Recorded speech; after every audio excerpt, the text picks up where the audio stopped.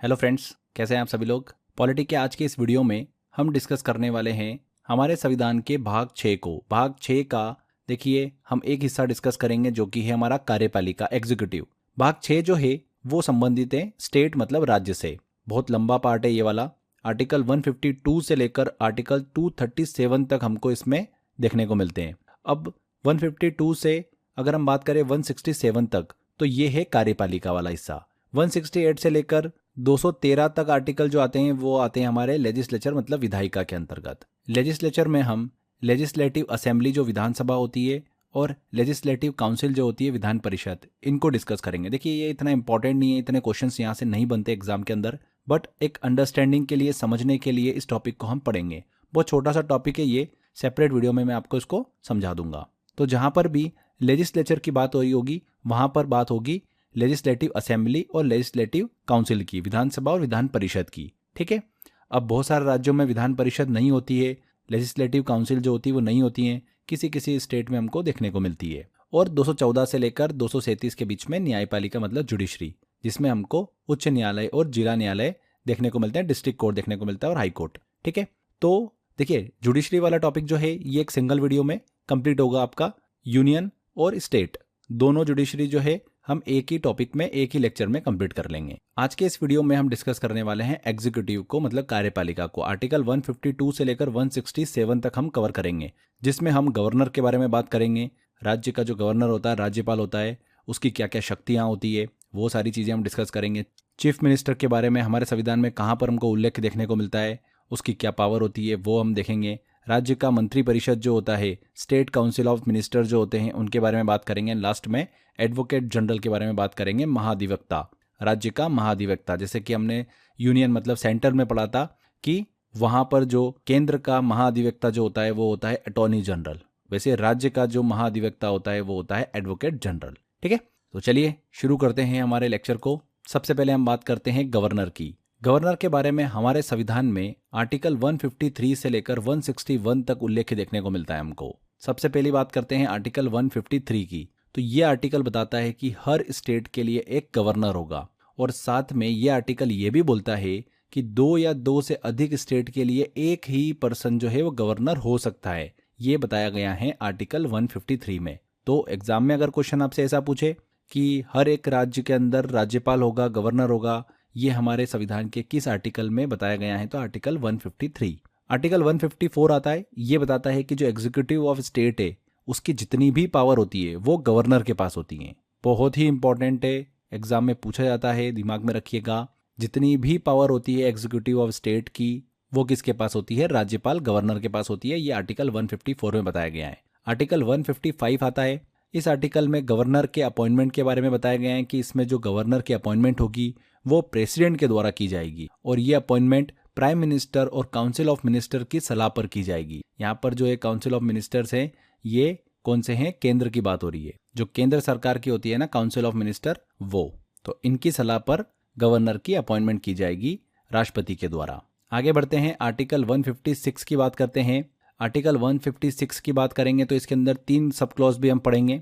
इस आर्टिकल में गवर्नर राज्यपाल के टेन्योर मतलब उनके कार्यकाल के बारे में बताया गया है। इनकी अपॉइंटमेंट 5 साल के लिए की जाती है। अब 156 के 3 सब क्लॉज भी हैं।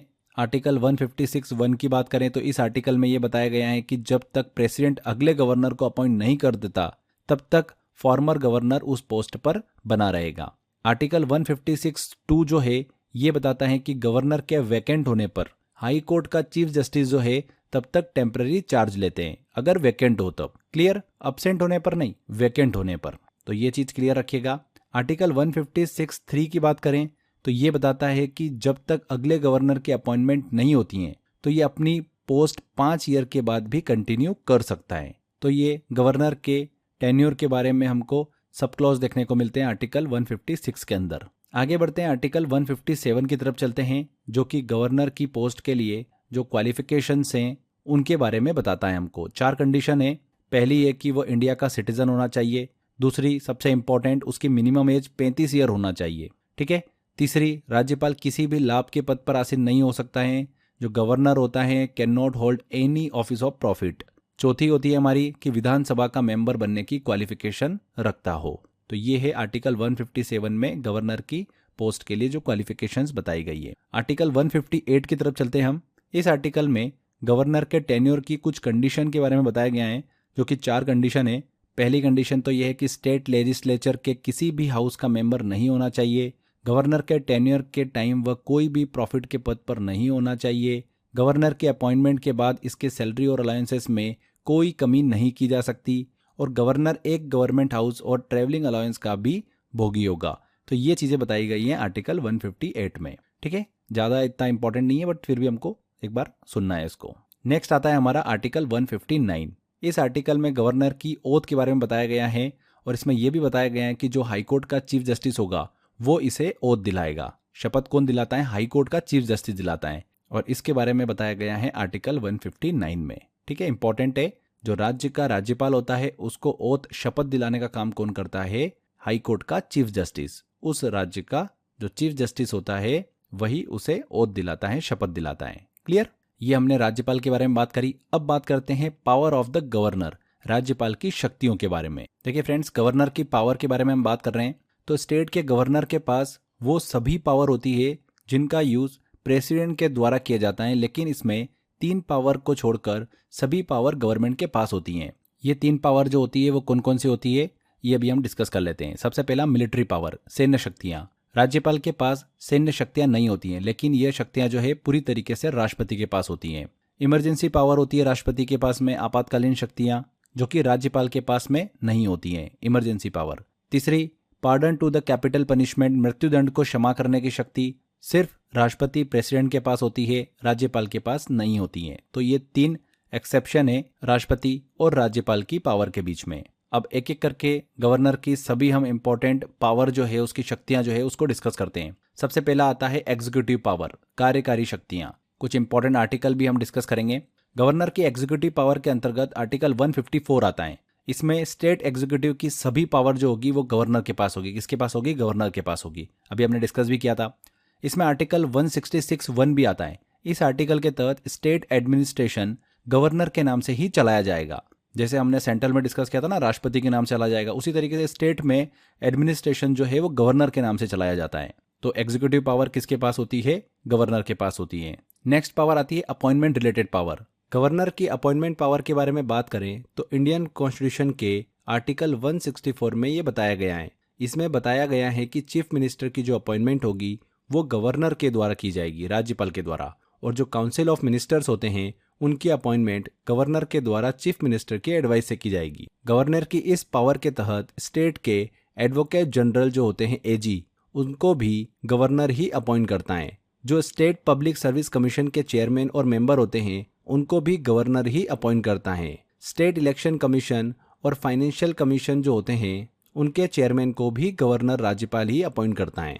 ठीक है, तो ये अपॉइंटमेंट रिलेटेड पावर है राज्यपाल की। अब गवर्नर की अपॉइंटमेंट पावर में कुछ इंपॉर्टेंट आर्टिकल भी आते हैं, उनको हमको दिमाग में रखना है। आर्टिकल 171 के सब क्लॉज 5 में देखिए क्या बताया गया है कि जो स्टेट लेजिस्लेटिव काउंसिल होती है, विधान परिषद, उनके 1/6 मेंबर्स की अपॉइंटमेंट जो है वो गवर्नर के द्वारा की जाती है। ठीक है, ये है आर्टिकल 171(5) में। आर्टिकल 333 में बात करें तो ये बताया गया है कि गवर्नर द्वारा स्टेट असेंबली में एक एंग्लो इंडियन की अपॉइंटमेंट की जाएगी। तो ये थी अपॉइंटमेंट रिलेटेड पावर गवर्नर की। आगे बात करते हैं अब हम लेजिस्लेटिव पावर की, विधायिका शक्ति की। इसमें गवर्नर की लेजिस्लेटिव पावर के बारे में हम बात करेंगे, कुछ इंपॉर्टेंट आर्टिकल को भी डिस्कस करेंगे। सबसे पहला आता है आर्टिकल 168। इस आर्टिकल के तहत गवर्नर जो होता है वो स्टेट लेजिस्लेचर का एक अभिन्न अंग होता है, मतलब इंटेग्रल पार्ट होता है। इंटेग्रल पार्ट का मतलब क्या होता है, इसको हम समझते हैं। जब कोई पर्सन कोई सिस्टम या फिर ग्रुप के लिए बहुत ही ज़रूरी और कंपलसरी होता है, जिसके बिना ये पूरा सिस्टम या ग्रुप इनकम्प्लीट माना जाता है, उसे ही बोला गया है इंटीग्रल पार्ट। इसी हिसाब से जो गवर्नर होता है वो राज्य की विधायिका का एक इम्पॉर्टेंट पार्ट होता है, स्टेट लेजिस्लेचर का एक अभिन्न अंग होता है, जिसके बिना ये पूरा नहीं माना जा सकता। ठीक है, आर्टिकल 174 आता है इसके बाद, जिसमें बताया गया है कि स्टेट लेजिस्लेचर में सत्र बुलाने, सेशन बुलाना, उसे स्थगित करना और उसे भंग करना, इसके राइट्स जो होंगे वो गवर्नर के पास होते हैं आर्टिकल 174 के तहत। आर्टिकल 175 आता है इसके बाद। इस आर्टिकल में स्टेट लेजिस्लेचर में गवर्नर के अभिभाषण को बताया गया है। गवर्नर का अभिभाषण जो होगा, जिसे गवर्नर स्टेट असेंबली के सेशन की स्टार्टिंग में देता है, इसमें गवर्नर गवर्नमेंट की स्कीम, पॉलिसी, उनके बारे में मेंबर्स को इन्फॉर्मेशन देते हैं और गवर्नमेंट की अचीवमेंट्स के बारे में भी बात करते हैं। तो गवर्नर के अभिभाषण से संबंधित हैं 175 आर्टिकल। नेक्स्ट आता है आर्टिकल 200। इस आर्टिकल में बताया गया है कि गवर्नर को राइट है कि वह किसी भी बिल को प्रेसिडेंट को दे सकता है, मतलब प्रेसिडेंट के पास भेज सकता है। अगर उसे लगता है कि बिल में कुछ ऐसा है जो संविधान या केंद्र सरकार की नीतियों से टकरा सकता है, तो वो प्रेसिडेंट को भेज सकता है। नेक्स्ट आता है आर्टिकल 356। इस आर्टिकल में राष्ट्रपति शासन के बारे में बताया गया है। इस आर्टिकल के अनुसार जो गवर्नर होगा वो स्टेट में प्रेसिडेंट को राष्ट्रपति शासन लगाने के लिए एडवाइस दे सकता है। तो राज्य में राष्ट्रपति शासन लगे, इसके बारे में जो एडवाइस करता है राज्यपाल प्रेसिडेंट को, वो करता है आर्टिकल 356 के तहत। ठीक है। अगला आता है हमारा आर्टिकल 161। इसके तहत गवर्नर के पास क्षमादान करने की शक्ति होती है, माफ करने की शक्ति होती है, पावर होती है। इसका मतलब यह है कि गवर्नर राज्य के कानूनों के तहत दी गई सजा को कम कर सकते हैं, पूरी तरीके से माफ भी कर सकते हैं या फिर सजा को पूरी तरीके से समाप्त कर सकते हैं। यह शक्ति जो है खासकर उन मामलों में उपयोग होती है जहां पर सजा बहुत कठोर हो या फिर अपराधी के सुधार की संभावना हो। तो आर्टिकल 161 संबंधित है गवर्नर की क्षमादान मतलब माफ करने की पावर से। अगला आर्टिकल है आर्टिकल 213। इसमें गवर्नर की अध्यादेश मतलब ऑर्डिनेंस जारी करने की पावर के बारे में बताया गया है। गवर्नर के पास आर्टिकल 213 के तहत ये पावर होती है कि वह ऑर्डिनेंस जारी कर सकता है जब स्टेट लेजिस्लेचर का सत्र नहीं चल रहा हो। इसका मतलब यह है कि यदि राज्य की लेजिस्लेटिव असेंबली या फिर लेजिस्लेटिव काउंसिल जो होती है, विधानसभा व विधान परिषद, उनका सत्र अगर नहीं चल रहा है और किसी परिस्थिति में तुरंत कानून बनाने की आवश्यकता है, तब गवर्नर जो है अस्थायी तौर पर एक अध्यादेश जारी कर सकता है। ऑर्डिनेंस जो होता है ये एक अस्थायी कानूनी होता है जो तब तक लागू रहता है जब तक कि विधानमंडल का अगला सत्र शुरू नहीं हो जाता। जब सत्र शुरू होता है तो इस ऑर्डिनेंस को सदन में पेश करना होता है, जिसके बाद इसे सदन से पास करना होता है। अगर सदन इसे पारित कर देता है तो अध्यादेश एक स्थायी कानून बन जाता है। अगर सदन इसे अस्वीकृत कर देता है तो अध्यादेश समाप्त हो जाता है। तो आर्टिकल 213 जो है गवर्नर की अध्यादेश ऑर्डिनेंस जारी करने की पावर से संबंधित है। तो यहाँ पर हमने फ्रेंड्स ये गवर्नर वाला पार्ट कंप्लीट किया, गवर्नर से रिलेटेड इंपॉर्टेंट आर्टिकल डिस्कस करें, गवर्नर की पावर को भी डिस्कस किया।